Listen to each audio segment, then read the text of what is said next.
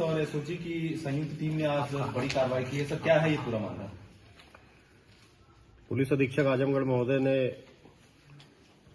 चोरियों पर लगाम लगाने हेतु एक टास्क फोर्स का गठन किया था, जिसमें सीओ सिटी, सीओ सदर और अंडर ट्रेनी सीओ नियुक्त थे। थाना क्षेत्र सिधारी, कोतवाली और कुछ अन्य चोरियों में उसकी विवेचना करते हुए इंस्पेक्टर सिधारी, चौकी इंचार्ज मूसेपुर और सर्विलांस और एसओजी टीम ने लगातार प्रयास करते हुए 13 अभियोगों का अनावरण किया है, जिसमें 4 अभियोग कोतवाली के हैं, 4 सिधारी के हैं, 2 कंदरापुर का है और 1 रानी का सराय और 2 देहात क्षेत्र के तहबरपुर के अभियोग है। इसमें 13 अभियोगों का अनावरण करके लगभग 25 लाख रुपए मूल्य की संपत्ति बरामद की गई है, जो आपके सामने रखी गई है।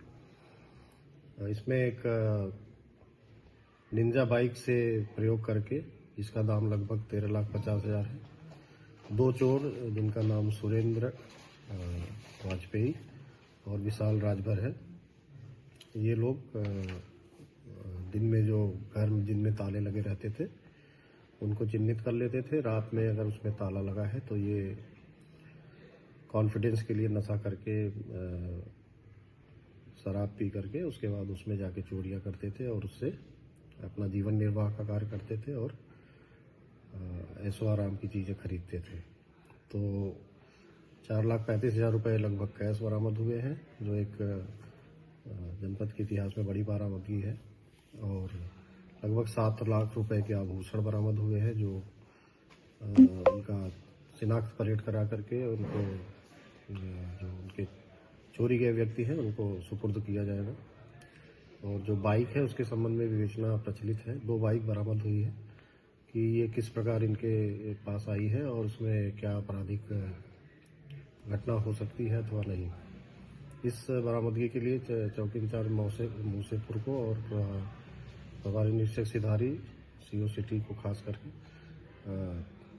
पुलिस अधीक्षक महोदय द्वारा नकद पुरस्कार आरक्षित अधिकारियों को और सबको प्रशस्ति पत्र देने की घोषणा की गई है। सर, इस पूरे मामले में एक चीज बहुत इंटरेस्टिंग ये देखने को मिली है, सोशल मीडिया का इस्तेमाल करके ये लोग कटर्स वगैरह का ऑनलाइन मंगाए हैं। ये कैसे इन लोगों ने इस पूरे चीज को अंजाम दिया है? ये आपने सही स्टेटमेंट बताया है।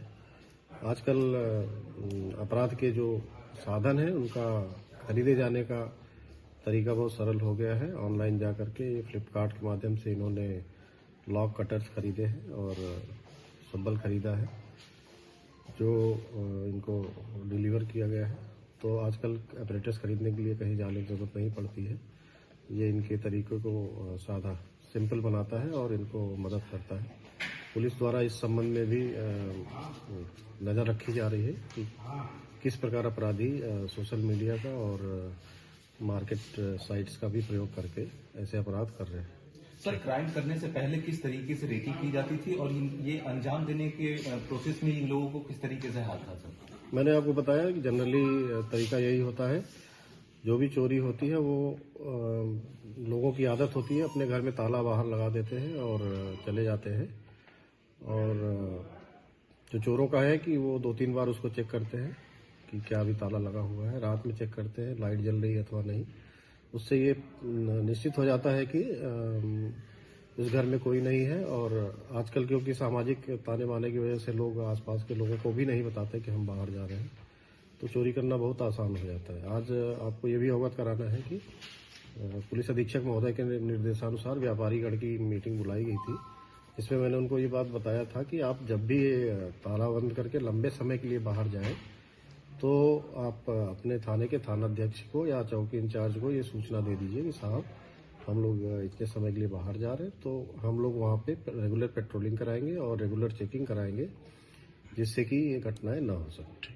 सर, इनकी टीम में कुछ और सदस्य भी हैं कि केवल 2 ही थे? इस संबंध में विस्तृत विवेचना के लिए सीओ सिटी और सीओ सदर साहब लगे हुए हैं और सारे linkage, upward linkage, downward linkage निकाले जा रहे हैं। इस संबंध में जल्दी ही आपको बताया जाएगा कि इनके गैंग में कितने सदस्य हैं और गैंगस्टर की भी कार्रवाई की जाएगी। सर, इन दोनों में कौन क्या संबंध है, कैसे ये दोनों एक दूसरे से मिले थे? सबसे बड़ा संबंध तो यही है कि दोनों एक साथ चोरी करते थे, दोनों एक साथ एक ही मोडस ऑपरेंडी से एक राय होकर के और वस्तुओं की चोरी करते थे। तो सबसे घनिष्ठ संबंध इनका यही है, बाकी संबंधों की जांच की जा रही है। ठीक।